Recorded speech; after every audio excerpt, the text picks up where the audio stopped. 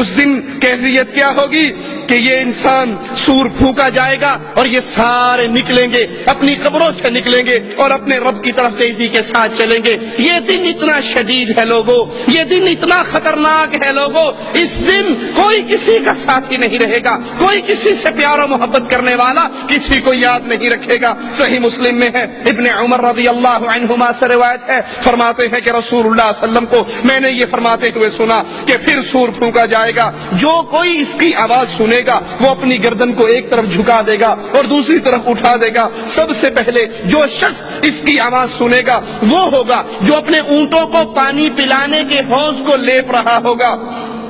یہ شخص یہ چیخ سن کر، یہ آواز سن کر، یہ پھونک سن کر بے ہوش ہو جائے گا۔ جب سارے لوگ بے ہوش ہو جائیں گے تو اللہ عز و جل آسمان سے بارش کو نازل فرمائے گا جو شبنم کی طرح ہوگی۔ اس کی وجہ سے لوگ رک جائیں گے، یعنی قبروں میں پھر مٹی کے جسم بن جائیں گے۔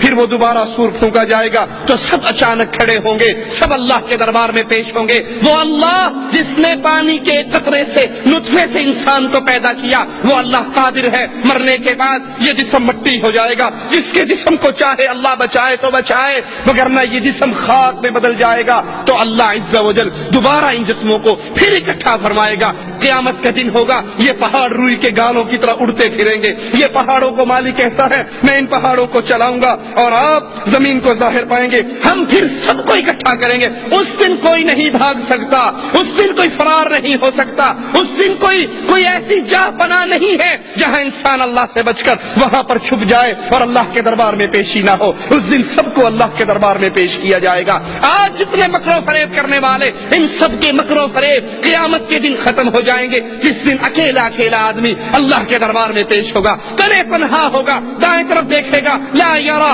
الا اعمالہ، اپنے اعمال نظر آئیں گے، بائیں طرف دیکھے گا اپنے اعمال نظر آئیں گے، سامنے دیکھے گا جہنم دیکھتی ہوئی نظر آئے گی۔ اس دن کوئی سفارشی نہیں، کوئی سننے والا نہیں، کوئی دوست نہیں، کوئی پیسے لے کے کام کرنے والا نہیں، کوئی کسی کے واسطے سے کام کرنے والا نہیں۔ قیامت کے دن کی خطرناکی کی کیفیت کو یاد کر لیجئے۔ اس دن سب کو اکٹھا کیا جائے گا، ہر بندہ تنے تنہا آئے گا، اکیلا اللہ کے دربار میں آئے گا، کوئی اس کا ساتھی اور ساجی نہیں، کوئی اس کو بچانے والا نہیں۔ وہ اللہ عز و جل، اس کی قدرتیں ایسی ہیں، زمین اللہ کے ہاتھ پہ لپٹی ہوئی ہوگی، آسمان سارے کے سارے آسمان اللہ کے دائیں ہاتھ پہ لپٹے ہوں گے۔ بے شک اللہ تعالیٰ آسمانوں کو ایک انگلی پر، زمینوں کو ایک انگلی پر، پہاڑوں کو ایک انگلی پر، درختوں کو ایک انگلی پر اور تمام مخلوقات کو ایک انگلی پر پکڑے گا اور پھر فرمائے گا ان الملک این الجبارون این المتکبرون این الملوک الارض۔ اللہ عز و جل آواز لگائے گا آج کون بادشاہ ہے، آج کس کی حکومت ہے،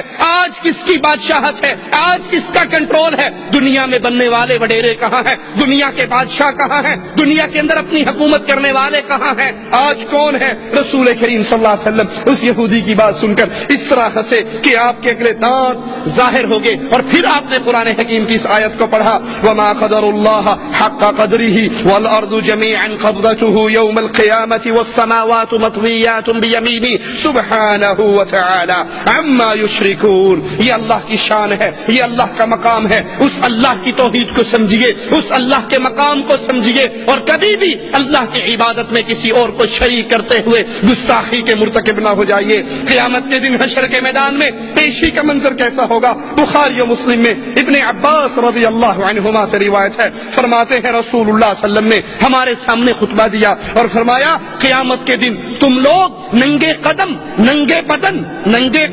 اور ننگے بدن بغیر ختنہ کے جمع کیے جاؤ گے۔ پھر قرآن حکیم کی آیت تلاوت فرمائی کما بدأنا اول خلق نعید، جیسے ہم نے ان کو پہلے پیدا کیا ویسے ہی ہم ان کو دوبارہ لوٹا دیں گے۔ قیامت کے دن اللہ کے دربار میں پیشی کا منظر، جسم بھی ننگا ہے، کپڑے نہیں ہیں، پاؤں بھی ننگے ہیں، جوتے نہیں ہیں اور ختنے بھی نہیں، غیر مختون ہیں۔ اس حالت میں اللہ کے دربار میں کھڑا کیا جائے گا۔ رسول کریم صلی اللہ علیہ وسلم فرماتے ہیں سب سے پہلے اللہ عز و جل خلیل اللہ ابراہیم علیہ السلام کو لباس پہنائے گا۔ اللہ کے نبی فرماتے ہیں میری امت کے کچھ لوگ لائے جائیں گے اور انہیں بائیں جانب دھکیل دیا جائے گا. میں کہوں گا اللہ یہ تو میری امت ہے, یہ میری امت کے افراد ہیں, میں ان کو وضو کی وجہ سے پہچانتا ہوں, ان کے ہاتھ پاؤں چمک رہے ہیں, یہ میری امت کے افراد ہیں. اس وقت میں اپنے اللہ سے کہوں گا اللہ یہ میرے ساتھی ہیں, یہ میری امتی ہیں. اللہ فرمائے گا ان لوگوں نے آپ کے بعد کیا گل کھلائے, آپ کے بعد کیا کچھ کیا, دین اسلام میں کتنے اضافے کیے آپ نہیں جانتے, آپ کو معلوم نہیں. اس وقت رسول کریم صلی اللہ علیہ وسلم فرماتے ہیں میں جواب میں وہی کہوں گا جو اللہ کے نیک بندے عیسیٰ علیہ الصلوۃ والسلام نے کہا وَكُنْتُ عَلَيْهِمْ شَهِيدًا مَا دُمْتُ فِيهِمْ فَلَمَّا تَوَفَّيْتَنِي كُنْتَ أَنْتَ الرَّقِيبَ عَلَيْهِمْ وَأَنْتَ عَلَى كُلِّ شَيْءٍ شَهِيدٌ إِن تُعَذِّبْهُمْ فَإِنَّهُمْ عِبَادُكَ وَإِن تَغْفِرْ لَهُمْ فَإِنَّكَ أَنْتَ الْعَزِيزُ الْحَكِيمُ. اللہ عز و جل نبی سے کہہ رہا ہے, نبی کہہ رہے ہیں میری امت ہے, اللہ کہہ رہا ہے نہیں تم نہیں جانتے ما احدثوا بعدک, آپ کے بعد انہوں نے کتنے اضافے کیے, کتنی چیزیں دین میں نہیں داخل کی.